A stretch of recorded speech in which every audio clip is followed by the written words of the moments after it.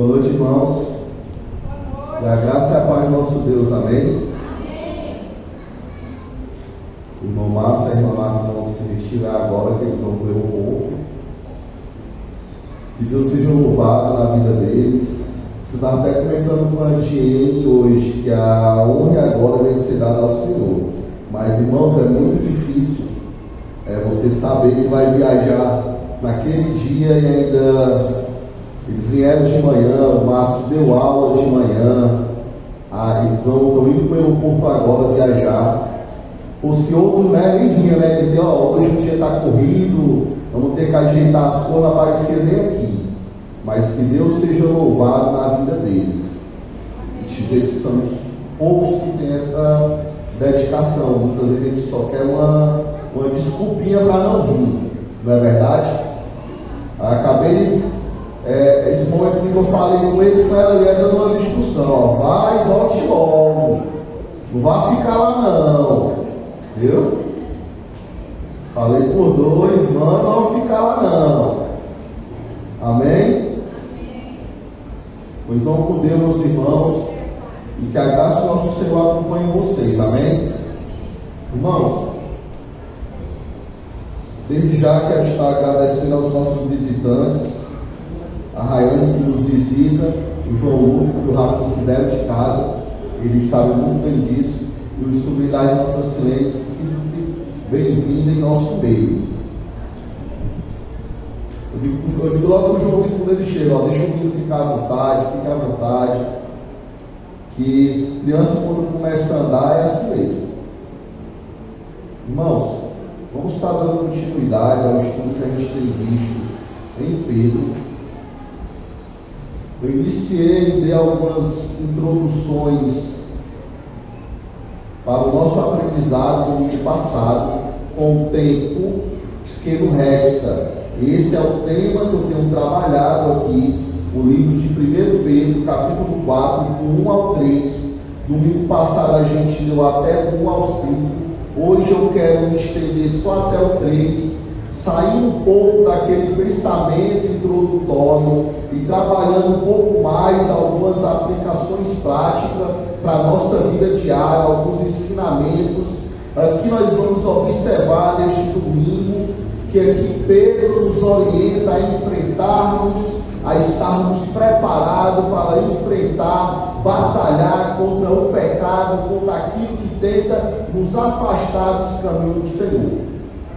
Então nós vamos sair hoje desse momento mais introdutório e vou fazer uma pequena introdução e já vamos logo para uma aplicação nesse tempo aqui, entendermos o que é que Pedro verdadeiramente nos orienta nesta passagem. Amém, igreja? Amém. Lembrando os nossos avisos da semana. Quarta-feira temos culto de adoração, que é o nosso culto de doutrina ao nosso Deus, aprendizado da palavra, a partir das 19 horas. Vamos nos fazer presente para aprender mais sobre Deus e juntos estarmos orando ao Senhor. Dito isso, vamos ler aqui em 1 Pedro, capítulo 4, do 1 ao 3, que nos diz assim: ora, tendo Cristo sofrido na carne, esteja também vocês armados do mesmo pensamento, pois aquele que sofreu na carne rompeu com o pecado, para que no tempo que lhes resta na carne, vocês não vivam mais de acordo com as paixões humanas, mas segundo a vontade de Deus, porque basta que no passado vocês tenham feito a vontade dos gentios, tendo andado em práticas libertinas e desejos carnais, bebedeiras, orgias, embriaguez e em detestáveis idolatrias. Oremos. Ó Deus amado, Pai bendito, diante de nós, ó Deus, está aberta as tuas escrituras, pois nos revela, ó Deus, abre o nosso entendimento, compreensão da tua santa palavra, nos orienta, ó Deus, para aquilo que estamos aqui, que é a tua santa palavra, a tua adoração. Que não venha ser eu, ó Pai, mas sim o teu Espírito Santo, que habita, ó Deus, em nosso meio. É o que eu te peço em nome de Cristo Jesus. Amém. Irmãos, o tema que eu quero estar trabalhando é o tempo que nos resta. Pedro, ele deixa bem claro aqui, para a gente aproveitar bem o nosso tempo. Não sabemos o dia de amanhã. Muitas vezes nós deixamos muitos assuntos para tratar no outro dia. E às vezes é coisas ou situações que podemos encarar naquele dia, que podemos enfrentar, que podemos resolver.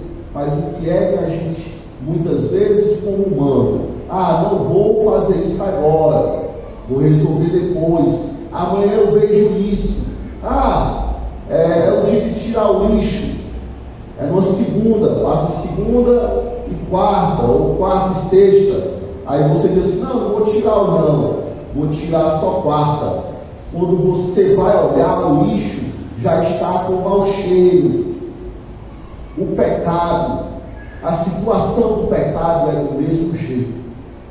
Muitas vezes temos a condição de resolver, de enfrentar, de encarar aquela situação, e vamos deixar passar. Eu já falei aqui para os irmãos, quando eu era mais novo, toda vida quando chegava perto do carnaval, eu dizia assim, eu não posso aceitar Jesus agora no carnaval não, eu vou ter que ficar na igreja, vou ter que ir para retiro, aí vou perder as festas do carnaval. Depois do carnaval eu aceito. Aí passava. Quando acabava o carnaval, aí tinha aquela semana, a Semana Santa. Aí eu disse, Semana Santa, vou ter que tomar um vinhozinho, vou viajar. Depois da Semana Santa, eu aceito. Aí se passava. E assim chegava no meio do ano. Aí vai ter um de férias agora, vou estar livre da escola, do trabalho, como é que eu vou viajar, meus amigos? Depois das férias eu aceito Jesus. Toda a vida eu tinha uma desculpa para não enfrentar a minha situação diante de Deus. Mas Deus foi misericordioso e me deu tempo. Mas como é que eu sabia que eu ia ter aquele tempo? Nós não sabemos o dia que o Senhor vai nos chamar. Hoje nós estamos todos aqui. Há alguns minutos a igreja estava vazia. Não é verdade? Nós estávamos fazendo outra coisa.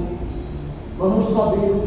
Então o melhor dia para enfrentar as situações, o pecado, aquilo que nos deixa a desejar diante do Senhor é hoje. Não tem outra alternativa, não tem uma segunda chance, não tem outra saída, é hoje. Pedro, ele orienta os cristãos como enfrentar falsas acusações e passar pelo sofrimento com fidelidade, identificada com Jesus Cristo, tendo como consolo a herança de uma vida eterna para com Deus. Essa é a segurança. Pedro também nos fala de uma atitude militante contra o pecado. Trata-se de uma imagem de um soldado que coloca o seu equipamento e se arma para a batalha. Observe que ele diz logo assim, observe no verso 1 do capítulo 4: ora, tendo Cristo sofrido na carne, esteja também vocês armados, preparados para uma batalha. Atitudes são armas, atitudes fracas ou erradas proporcionam derrotas em nossa vida.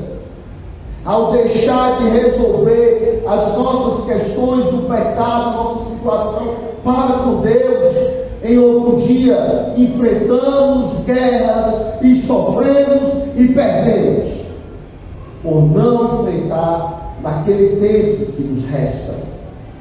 É por isso que Pedro deixa bem claro: aproveite o tempo que lhe resta. Nós não somos dono do tempo e nem dono de situação nenhuma. Atitudes são armas, atitudes fracas ou erradas provocam derrotas, e perspectiva determina o que nós temos que fazer, os resultados. Um cristão deve ter atitudes corretas a fim de viver de maneira correta diante de Deus. O ser humano, ele tem que querer viver uma vida correta, porque senão ele vai padecer, ele vai sofrer, e sofrer sozinho. Quando você encontra Cristo, você não luta as suas batalhas só, você não sofre só. Pastor, então se eu aceitar a Cristo, todo o meu sofrimento vai parar? Não é isso que Pedro nos diz, não é isso que ele nos ensina, mas ele nos assegura através de Cristo Jesus que temos um advogado fiel que batalha as nossas causas, que nós não enfrentamos nada sozinho. Me lembro que há algum tempo atrás, eu era ainda muito novo, viajei para o interior do meu pai, Serrote Branco, o interior aqui do estado do Ceará.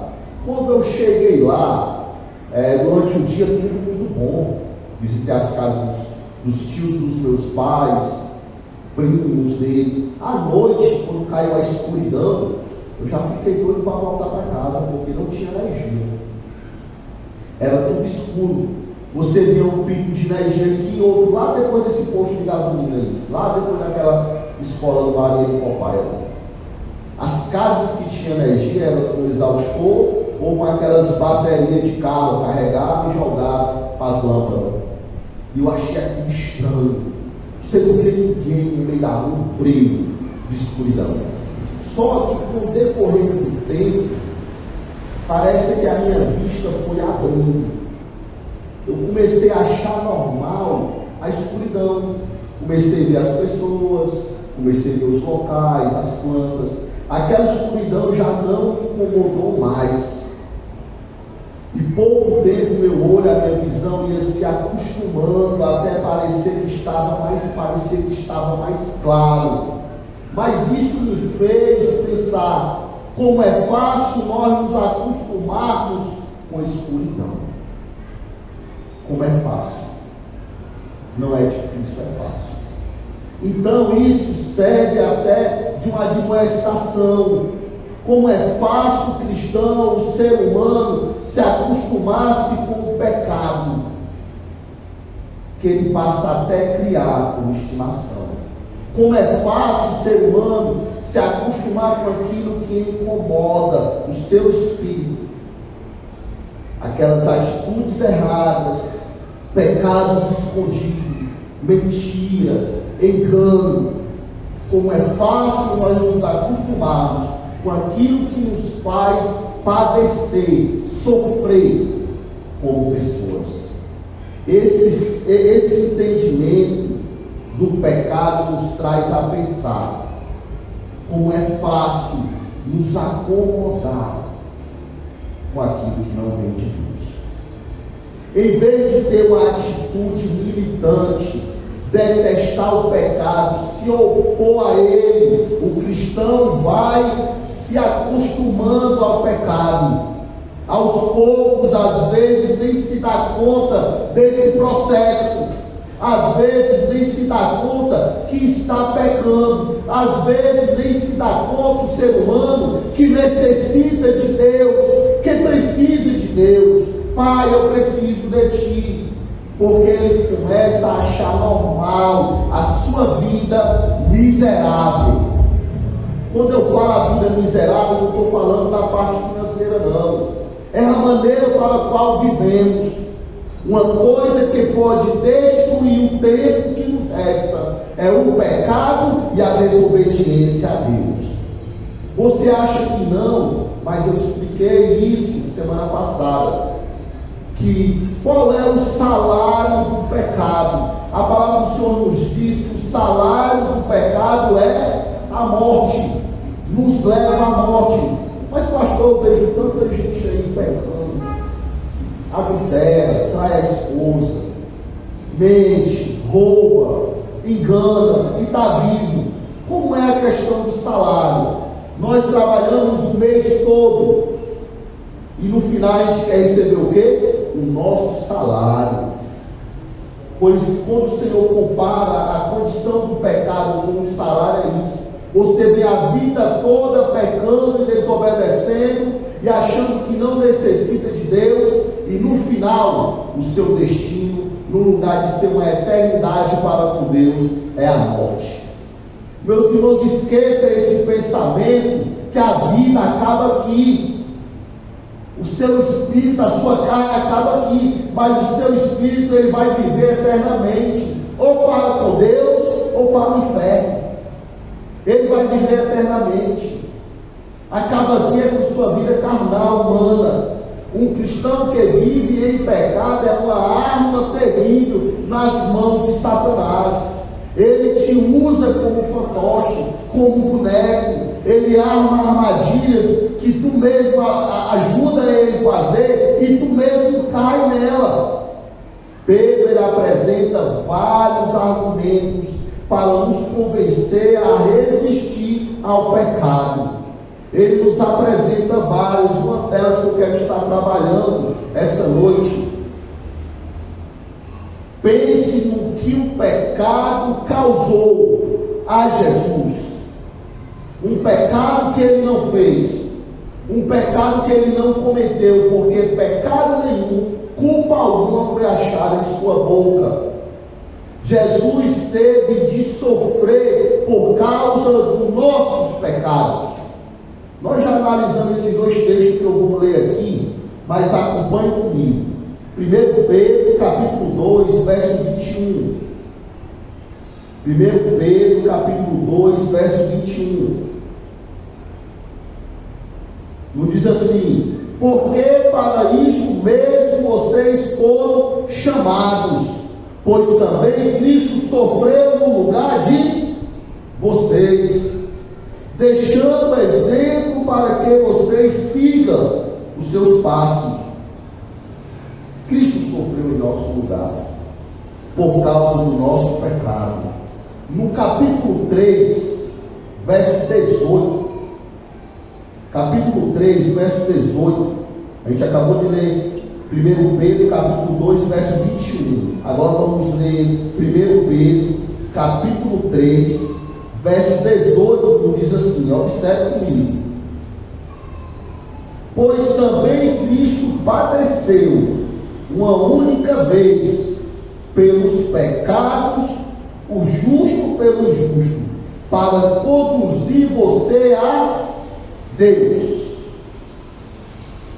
Quem era justo, que não tinha pecado algum, sofreu por causa do nosso pecado, da nossa desobediência, para nos conduzir ao Senhor, nos conduzir a Deus. Como ter prazer em algo que levou Jesus a sofrer e morrer na cruz? Como ter prazer na mentira? Como ter prazer na desobediência? Como ter prazer naquilo que desagrada a Deus? E porque muitas vezes nós temos os nossos pecados de estimação, aquele que nós até alimentamos, criamos, damos carinho. Como que esse pecado, essa desobediência colocou um inocente em uma cruz? Irmãos, isso tem que nos trazer um pesar, um pensar, uma atitude militante. Quando Pedro fala aqui em termos de uma atitude militante contra o pecado, é alguém que está atento para não pecar, atento, ligado, de olhos bem abertos para não desobedecer, para não pecar, para não se afastar dos caminhos do Senhor, para não deixar de ter um advogado fiel como Cristo em nossa vida. O Senhor veio à terra para tratar do pecado e vencer para sempre. Ele tratou da ignorância do pecado, ensinando a verdade e colocando em prática em sua vida diante dos homens. Ele mostrou qual era a atitude que temos que ter quando encontramos Cristo. É uma atitude diferente, atenta. Quando nós encontramos a Cristo, quando nós conhecemos a palavra de Deus, tem que haver mudança, renúncia. Não podemos viver com a mesma prática depois de conhecer a Cristo que tanto amamos e que tanto nos ama. Não podemos ter o mesmo pensamento. Ele tratou das consequências do pecado, curando e perdoando, e na cruz desferiu o golpe mortal contra o pecado em si mesmo. Ele venceu o pecado, ele venceu a morte, por amor a mim e a você, para nos conduzir a Deus.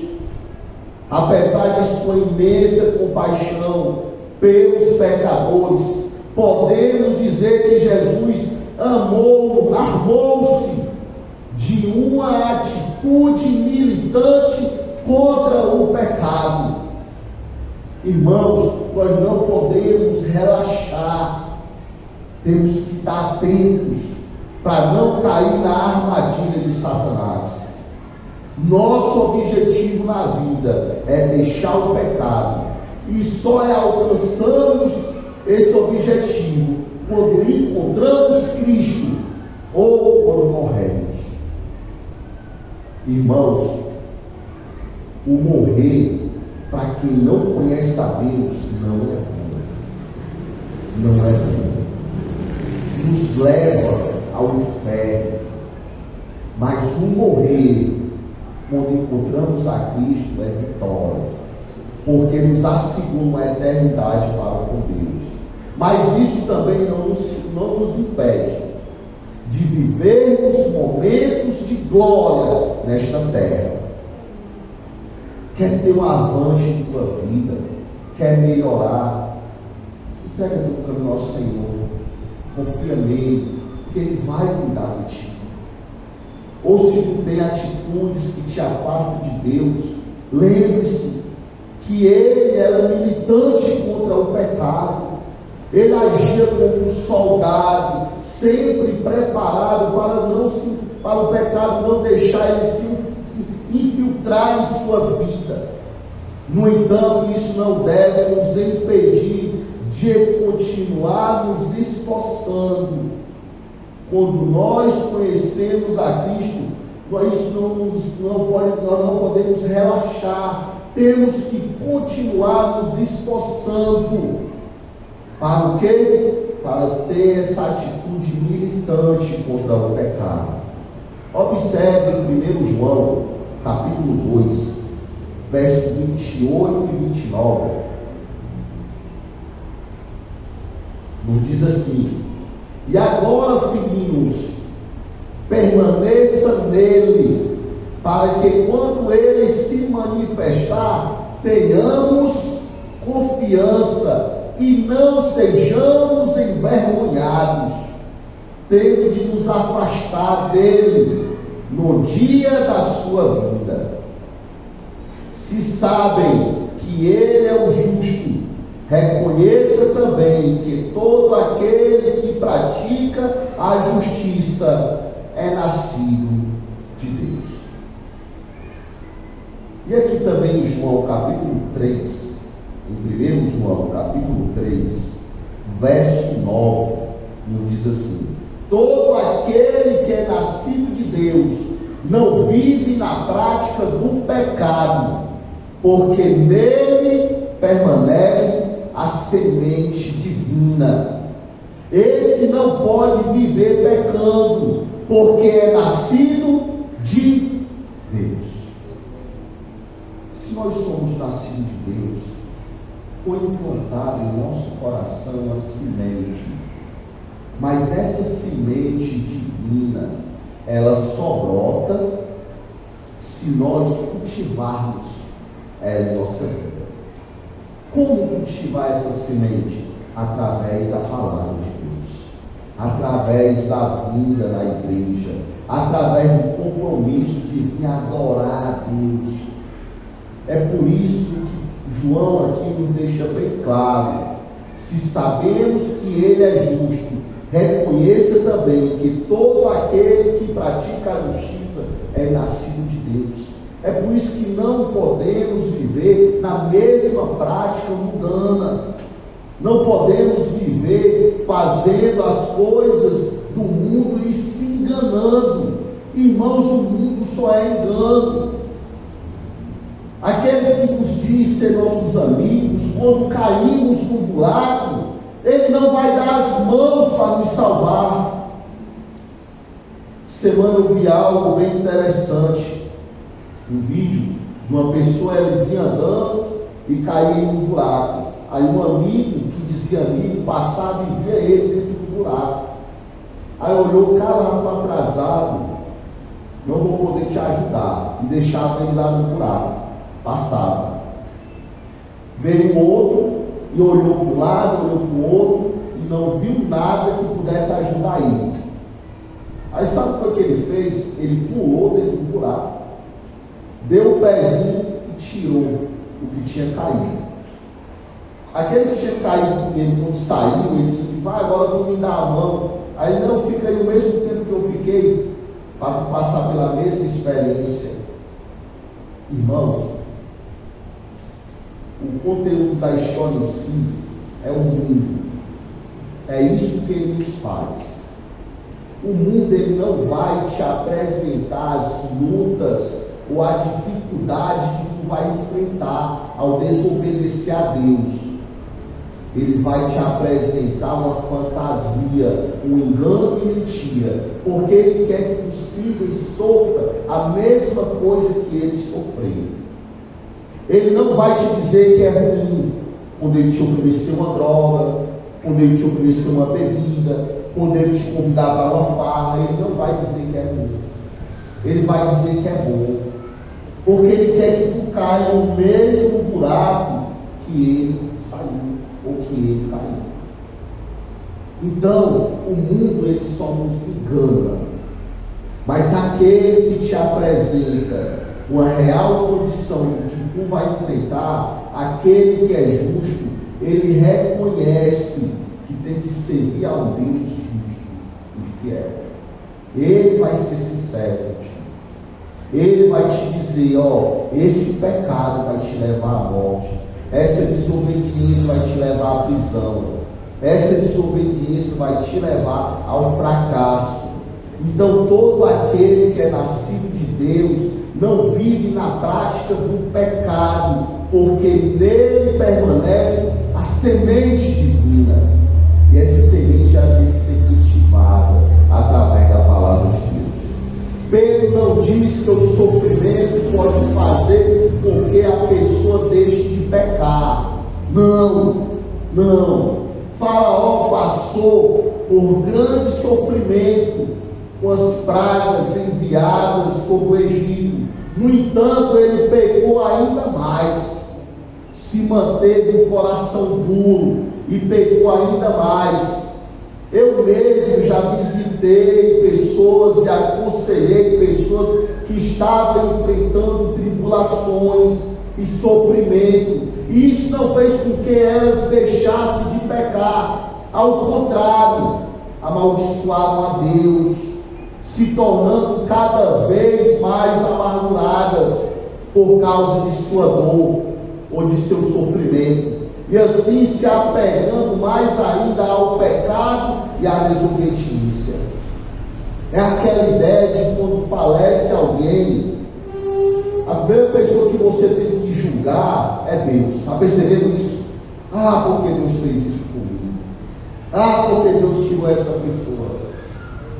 Me lembro que essa pessoa que eu fui aconselhar, ela estava irritada, achando que Deus estava bufeteando ela, batendo nela, fazendo ela sofrer.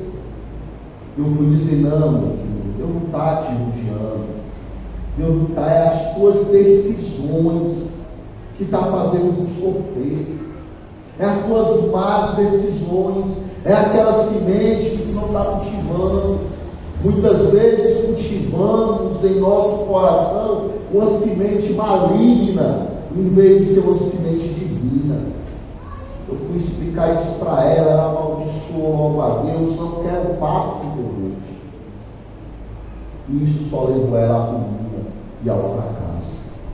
Meus irmãos, temos que entender que o sofrimento acrescido da presença de Deus, da presença de Cristo na vida, pode ajudar a vencer o pecado. O sofrimento sendo batalhado com o Senhor, batalhando contigo, é diferente. É aquela ideia que tu vai subir uma rampa e Deus vai estar ali com uma corda te puxando. E se tu vai conseguir alcançar o mesmo objetivo, sem a ajuda de Deus, só que vai te levar mais tempo. E com o Senhor é tudo melhor. O Senhor nos deixa bem claro que diante dele nós somos mais que vencedores. Mas ao parecer a ideia central, a mesma verdade ensinada aqui por Pedro, é aquela que encontramos lá em Romanos 6, que muitas vezes é mais fácil viver uma vida em desobediência do que uma vida para com o Senhor. Observe aqui em Romanos 6, capítulo 1, verso até o 3. Observe o que é que Paulo diz aqui. Romanos 6.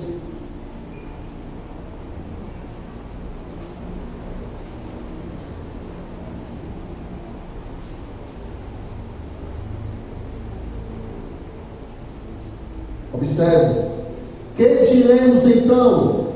Continuaremos no pecado para que a graça aumente ainda mais? De modo nenhum. Como viveremos ainda no pecado, nós que já morremos para ele? Ou será que vocês ignoram que todos nós que fomos batizados em Cristo Jesus, fomos batizados na sua morte? Fomos sepultados com ele na morte pelo batismo, para que, como Cristo foi ressuscitado dentre os mortos pela glória do Pai, assim também nós andamos em novidade de vida. Em novidade de vida, não vivendo da mesma prática dos ímpios. Observe aqui que Paulo nos pergunta: o que diremos então? Continuaremos no pecado, mesmo Cristo tendo morrido por nós? Continuaremos pecando? Continuaremos desobedecendo, mesmo o justo tendo morrido por nós? Isso não dói no teu coração? Tu não enxergar Deus, tu não olhar a Deus e entender que o nosso Deus nos amou ao ponto de entregar o seu único filho por amor a mim e a você? Meus irmãos, sou sincero em falar para vocês, pelo pecador desobediente eu não entregava nem peru, que é o cachorro que eu tenho lá em casa. Imagina um filho. Daí você vê a dimensão do amor do Senhor. Daí você vê a dimensão. E o Senhor, Ele nos amou tanto, que Ele entregou o seu único filho para padecer e sofrer pelos nossos pecados, pela nossa desobediência. A identificação com Cristo em seu sofrimento e morte é, portanto, obter uma vitória sobre o pecado, uma atitude militante ao entregar a vida a Deus, com a mesma atitude que Jesus para com o pecado. É possível superar a antiga vida e manifestar a nova vida, novas atitudes, novas ações para com Deus. É por isso que temos que ser diferentes. É por isso que Paulo nos diz aqui que o Senhor entregou-se por nós, para que eu e você podemos ter uma vida diferente, viver em novidade de vida, uma vida plena em Cristo Jesus, desfrutar a vontade de Deus em nossa vida, nos faz ter essa atitude militante contra o pecado. Desfrutar da vontade de Deus trata-se de um contraste entre os desejos dos homens e a vontade de Deus. Tem que morrer em nós essa vontade ardente de desobedecer, de pecar e achar que é mais fácil do que ter uma vida cristã. Irmãos, eu sei que não é fácil, eu sei que é difícil largar tudo aquilo que vivemos a vida toda achando que é correto. Não é verdade? Uma vida sem compromisso, uma vida sem olhar para Cristo, uma vida sem entendimento. Nós achamos que isso é correto. E muitas vezes nós achamos que é fácil. Achamos que é fácil.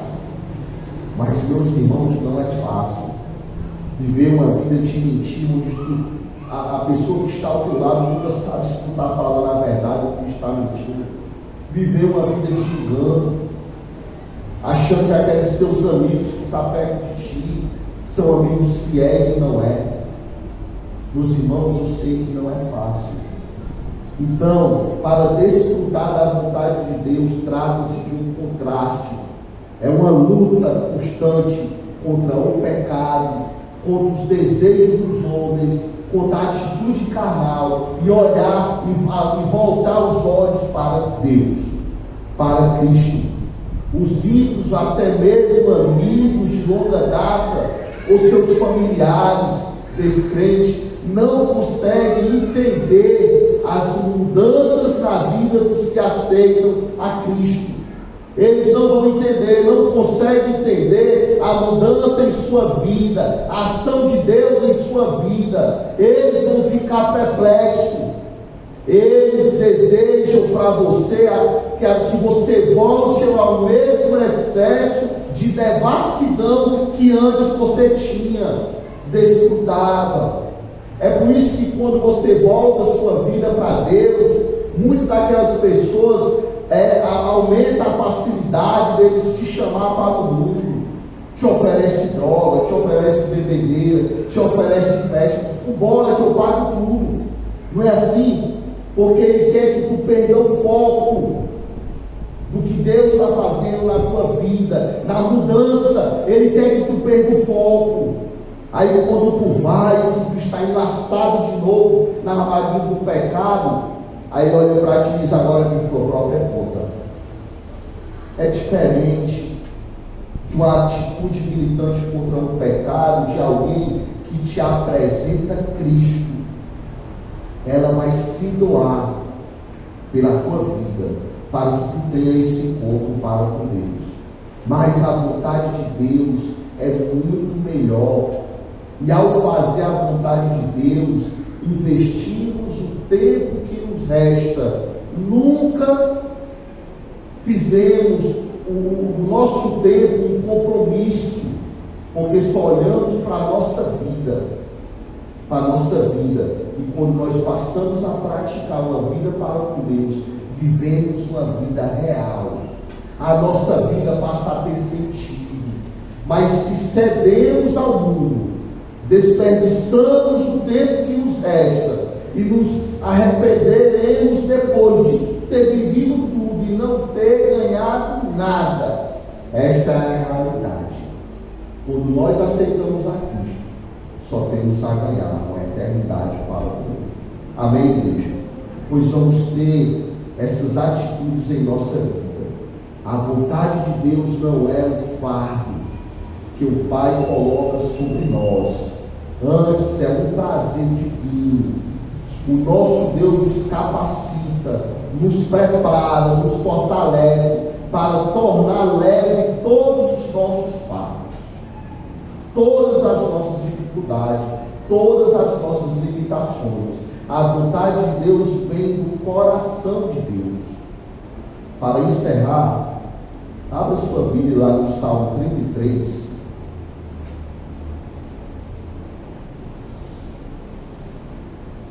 Salmo 33,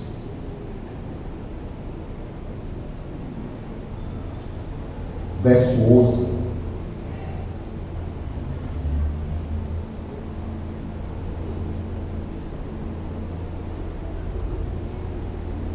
Esse aqui, eu não sei o que é que tu está passando essa noite, não sei o que é que tu está enfrentando, um pessoal, entre você e suas lutas, entre você e o mundo, entre você e Deus, eu não sei.